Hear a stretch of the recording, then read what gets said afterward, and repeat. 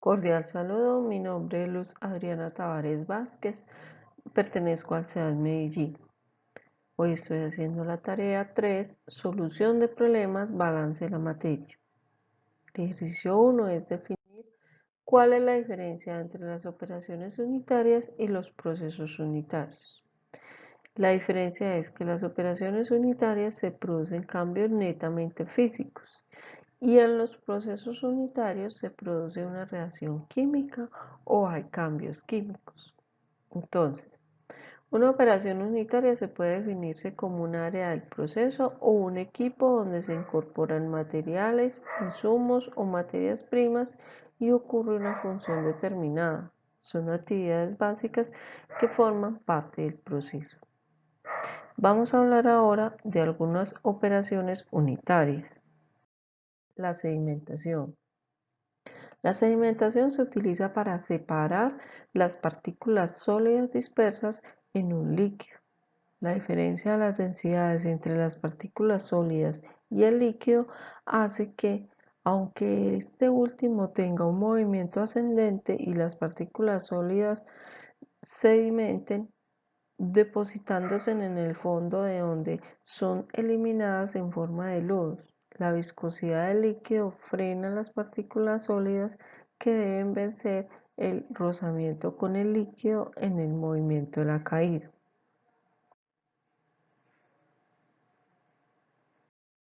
Bueno, acá vemos un agua totalmente turbia.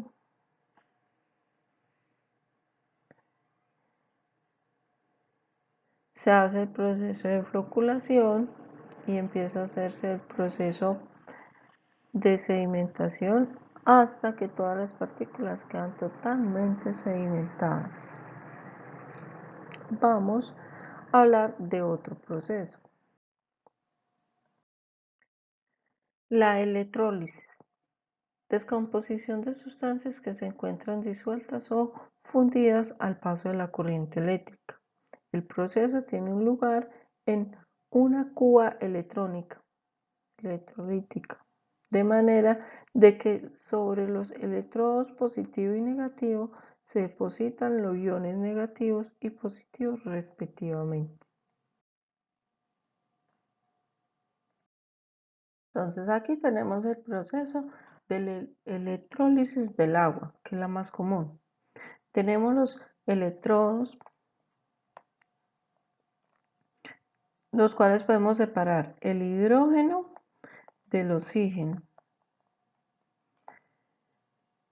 Acá tenemos el hidrógeno, que son los ánodos negativos, y tenemos el oxígeno, que es el cátodo positivo.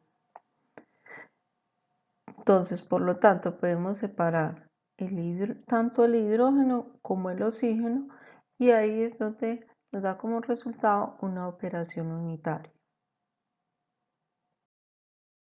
El secado. El secado es una operación en la cual se elimina parcialmente o totalmente por evaporación el agua de un sólido o de un líquido. El producto final es siempre sólido, lo cual lo diferencia en el secado de la evaporación. En esta última, aunque hay eliminación del agua, se parte siempre de un líquido para obtener un concentrado líquido, aun cuando el objeto principal no sea secar el alimento. El secado puede producirse cuando se efectúan otras operaciones de tratamiento o de conservación. Aquí podemos ver un proceso de secado. Un ejemplo está el extracto de sandía. Lo pasamos por un tanque con una bomba. Y aquí lo pasamos al proceso de atomizador. Pasa por la cámara de secado por aspersión. Aquí hay unas entradas en caliente con un aire de salida, un ventilador. Aquí Aquí ya podemos ver cómo sale ya la sandía ya seca. Aquí tenemos un ventilador para enfriar y sale totalmente seca. El tamizado y el cribado. Se realiza haciendo pasar el producto sobre una superficie provista de orificios de tamaño deseado. El aparato puede estar formado por barras fijas o en movimiento, por placas metálicas perforadas o tejidos de hilos metálicos. Consiste en la separación de partículas de diferentes tamaños en dos o más fracciones, cada una de las cuales estará formada por partículas de tamaño más uniforme que la mezcla original. El tamizado en seco se aplica a materias que contienen poca humedad natural o que fueron desecadas anteriormente. El tamizado en húmedo se efectúa con adición de agua material con el fin de que arrastre a través del tamiz a las partículas más finas.